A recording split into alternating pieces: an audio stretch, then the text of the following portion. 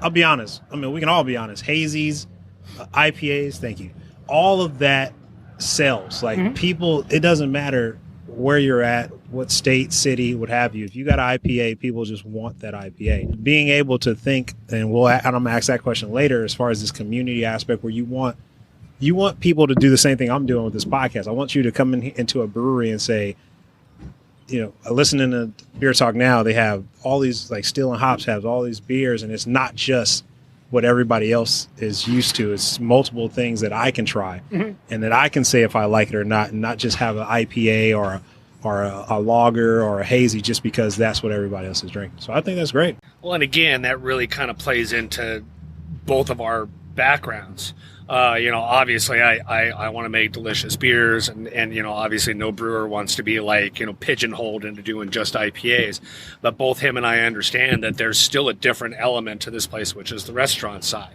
So we want to make beers that are popular. We want to make beers that are selling well, but we also want to make beers that are very complementary to the things that we're doing that aren't beer, which include, the live music, the smoked meats that we do here, the delicious foods and stuff that are put out by this place. You can't do that with IPAs. You can do it with one or two, but if you've got a board full of IPAs, then IPAs just aren't as complementary to food as so many other beer styles. Please talk a little bit more about the complementary aspect, because my parents they're always telling me, yeah, once you get this going and your podcast starts jumping off, then you should start doing pairing. So like, how do you pair like beer? Like, how do you look at that? Are you talking with the head chef and you're tasting the beer that you're making, and he's telling you, or she, telling you that this could pair well with if I made this or made that? Like, how are you doing that when you're doing that vision board? We haven't really gotten to that point yet, okay, because we haven't been making beer long enough, fortunately. But it is something that we've been talking about from the very beginning. We do have a small garden on the side of the building. We have honeybees on the roof.